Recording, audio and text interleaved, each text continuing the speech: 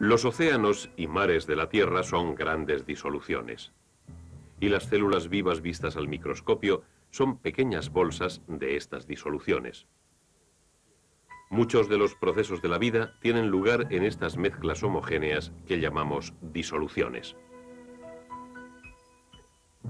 En organismos simples, en las células y tejidos de los organismos complejos, las disoluciones hacen que sean posibles las interacciones químicas que proporcionan alimento, arrastran los productos de desecho del metabolismo y transmiten los impulsos nerviosos. Las disoluciones son indispensables para cocinar, probar y comer. Y en el laboratorio y la industria, las disoluciones no solo facilitan la medida y la dispensación de productos químicos, sino que aceleran las reacciones químicas y de hecho posibilitan el que tengan lugar algunas reacciones que de otra forma no se producirían. ¿Por qué?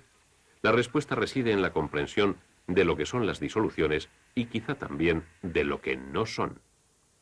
Una cucharada de arcilla, un poco de agitación y tendremos lo que parece ser una mezcla homogénea. La mezcla de arcilla y agua es una suspensión. En una suspensión, las partículas que la forman son lo suficientemente grandes como para que se puedan ver a simple vista, incluso para que se puedan filtrar fácilmente.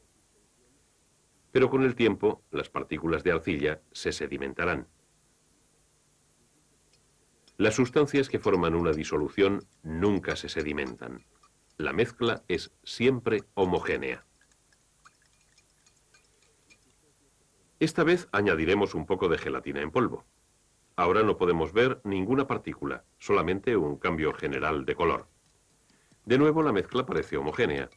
Si dejáramos pasar el mismo tiempo que dejamos con la mezcla de arcilla, no se sedimentaría nada.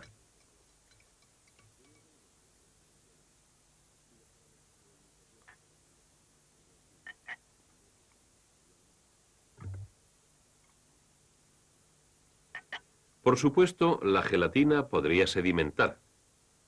Pero observemos cuál es el efecto cuando hacemos pasar una luz a través de la gelatina. Podemos ver la luz como un haz, puesto que las partículas de gelatina son lo suficientemente grandes como para reflejar y dispersar alguna de las ondas de luz, incluso aunque las partículas no sean lo suficientemente grandes para que las podamos ver.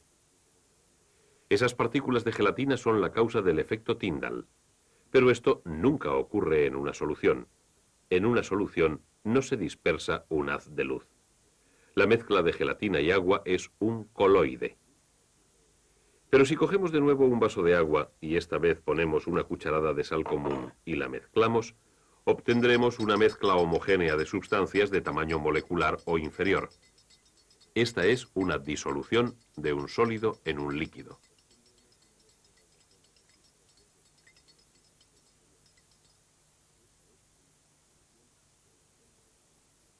La disolución de sólidos en líquidos es esencial para los procesos de la vida. La sangre, un 90% de agua, transporta materiales a todo lo largo del cuerpo.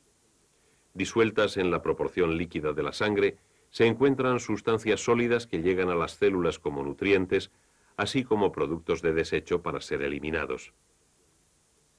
Las disoluciones de sólidos en líquidos son las más comunes.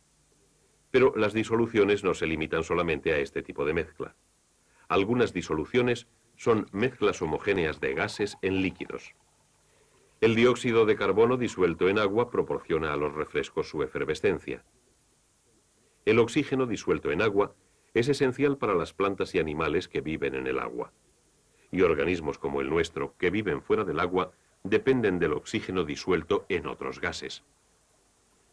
Esta mezcla que llamamos aire es una disolución de gases en gases.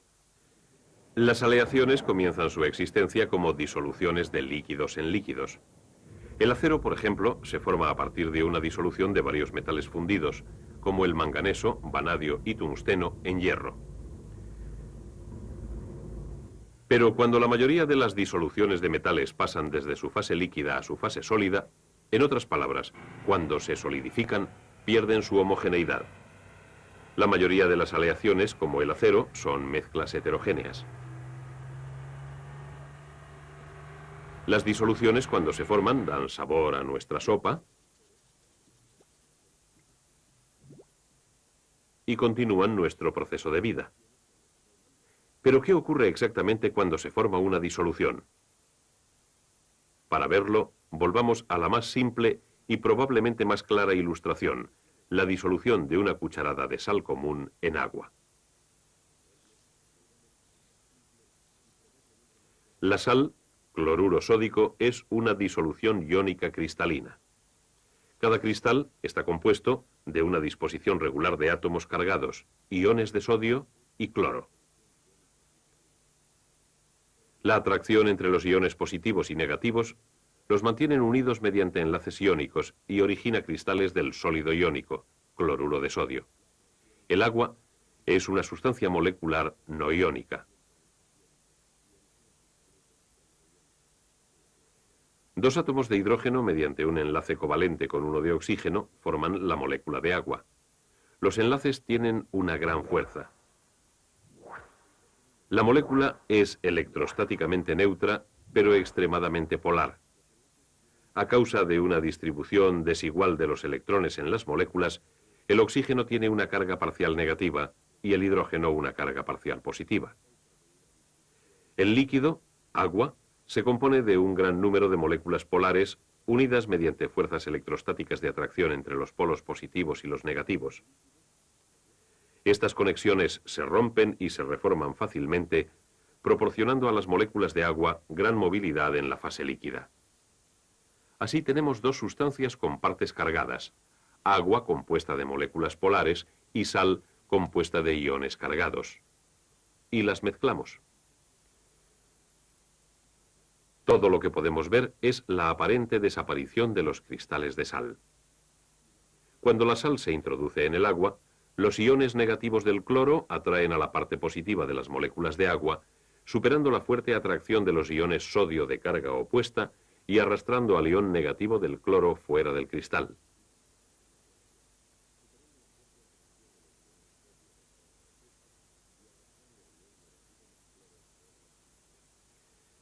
Y el mismo tipo de atracción tiene lugar entre los iones positivos de sodio y la parte negativa de las moléculas de agua.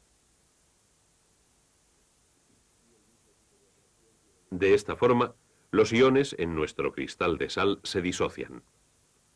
Con el tiempo, si la sal se disuelve completamente, cada ion se rodea por un número determinado de moléculas. Esto se denomina hidratación.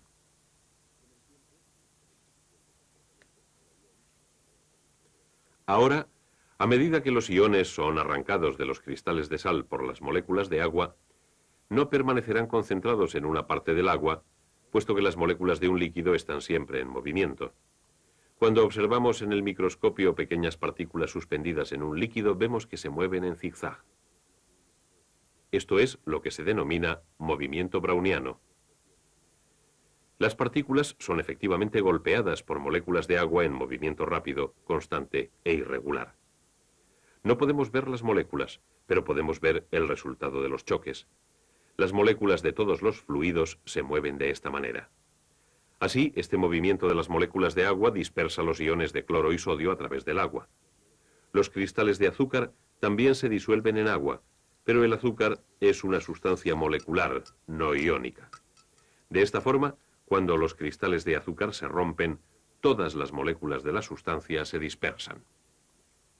Así, ahora con la dispersión de moléculas o iones en el agua, tenemos una disolución.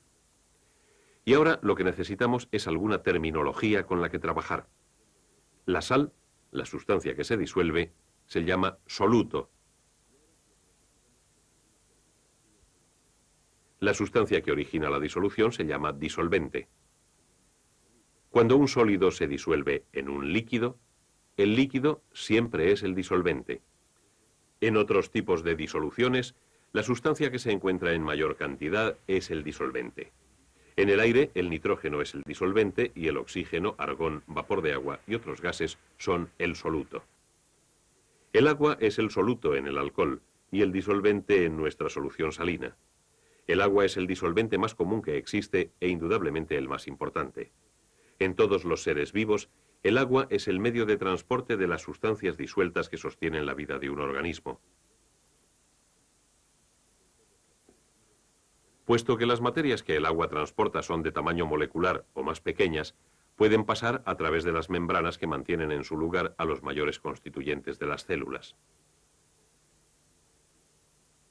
Importantes elementos nutritivos como la glucosa y los aminoácidos se transportan a través de organismos vivos en su forma molecular, entran en las células y allí reaccionan lentamente con el oxígeno y otras sustancias. Ahora, más terminología. Observemos los términos que añadimos a estas descripciones químicas. Algunas disoluciones son diluidas, otras muy diluidas y algunas concentradas. Estos términos nos dicen de forma muy general algo sobre las cantidades relativas de soluto y solvente. Por ejemplo, el ácido sulfúrico concentrado es un 96% de H2SO4 en peso y un 4% de agua. El ácido clorhídrico concentrado es solo alrededor de un 36% en peso de ácido y un 64% de agua. El término concentrado significa simplemente que existe una cantidad relativamente grande de ácido.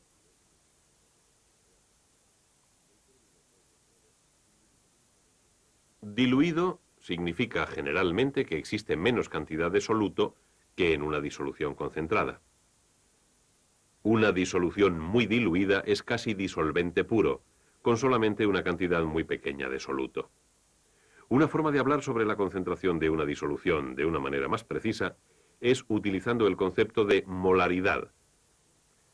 Por definición, un mol de cualquier sustancia contiene el mismo número de unidades de dicha sustancia, 6,02 por 10 elevado a 23. En un mol de carbono, el número de átomos es 6,02 por 10 elevado a 23. En un mol de dióxido de carbono, el número de moléculas es 6,02 por 10 elevado a 23. Un mol de cloruro sódico contiene 6,02 por 10 elevado a 23 iones de sodio y el mismo número de iones de cloro. La concentración molar puede utilizarse como una base para la comparación de disoluciones. La concentración molar de una disolución es los moles de soluto por litro de disolución. Cuanto mayor es la molaridad, más concentrada es la disolución y más partículas hay por unidad de volumen. Cuanto más reactivas son las partículas de soluto, más reacciones individuales pueden ocurrir. Son estas partículas de soluto las que también afectan las propiedades del disolvente. Por ejemplo, el agua se congela a 0 grados centígrados. A medida que las moléculas de agua pierden energía, se ordenan en una estructura cristalina, hielo. Pero las partículas que forman una disolución interfieren con este proceso de cristalización. El efecto es que la disolución se congela a temperatura inferior a la que lo hace el disolvente.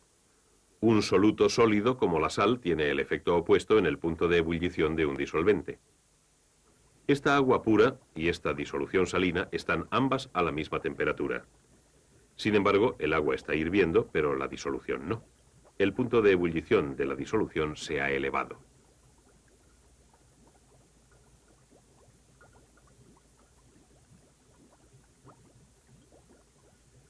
La disolución tendrá que absorber más energía antes de hervir. Así, observamos que la adición de un soluto a un disolvente cambia las propiedades de este. ¿Se puede añadir soluto de forma indefinida? Hasta ahora, toda la sal que hemos añadido al agua en el vaso se ha disuelto. Pero a medida que la sal se disuelve, algunos iones de sodio y cloro salen de la misma, recristalizándose. Puesto que la proporción de los iones que se disuelven es mayor que la proporción de los que se recristalizan, sigue aumentando la concentración de la disolución salina. Pero gradualmente, a medida que la concentración aumenta, la proporción a la que las partículas de soluto se disuelven se iguala a la proporción en que estas partículas se depositan. Se alcanza un estado de equilibrio y se dice que la disolución está saturada. Ahora, la saturación es la condición de nuestra disolución salina. No admitirá más sal en esta cantidad de solvente si permanece igual la temperatura de la disolución. Pero si aumentamos la temperatura del cloruro sódico en agua, se puede disolver más soluto. Esto no sucede con todas las disoluciones. En algunos casos ocurre lo contrario. Pero ahora nuestra disolución salina está de nuevo insaturada y se disuelven más partículas de las que se depositan.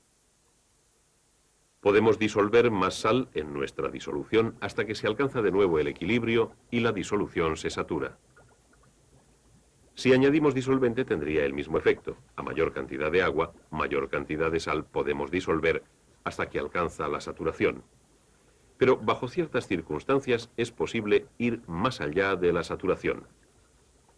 Esta es la condición de esta disolución de tiosulfato de sodio. Está sobresaturada.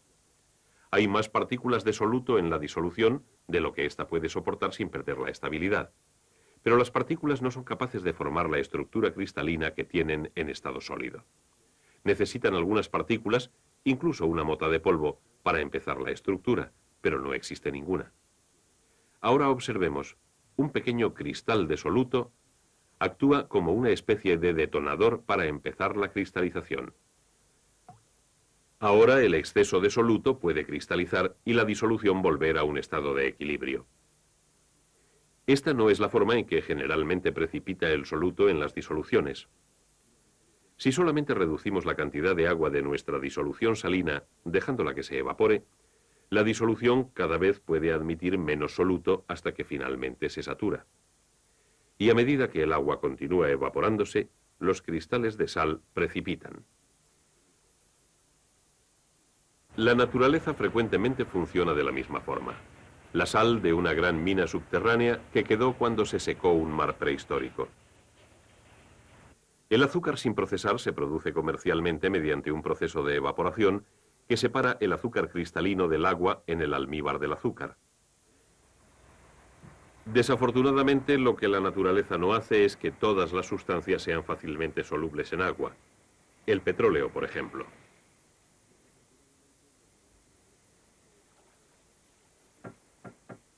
El petróleo apenas si se disuelve en agua.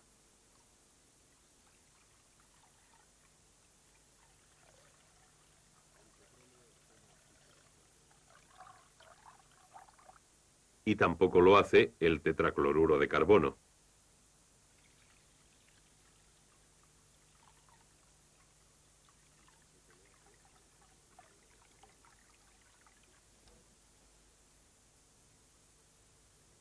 Y sin embargo, el petróleo se disuelve fácilmente en el tetracloruro.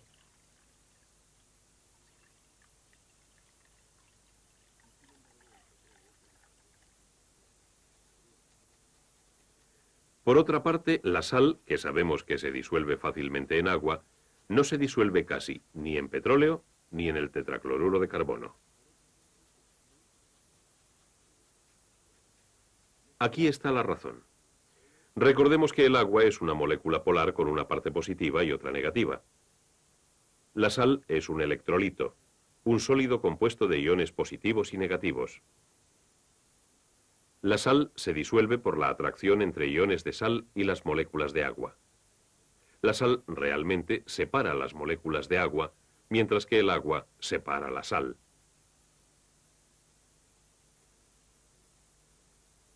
Aunque el petróleo es una sustancia molecular como el agua, no es polar. El agua atrae otras moléculas de agua de forma mucho más fuerte de lo que atraen las moléculas de petróleo. Si una molécula de petróleo se introduce entre dos moléculas de agua, las moléculas de agua se juntarán de nuevo y expulsarán a la de petróleo. Así, el petróleo no se disuelve en agua. Pero el tetracloruro de carbono, al igual que el petróleo, es una sustancia no polar. Las fuerzas de atracción entre las moléculas de tetracloruro de carbono, entre moléculas de petróleo, entre moléculas de tetracloruro y petróleo, son todas similares. De esta forma, las moléculas de ambas sustancias tienden a deslizarse unas entre otras hasta que se llega a una distribución homogénea y al azar y se forma una disolución.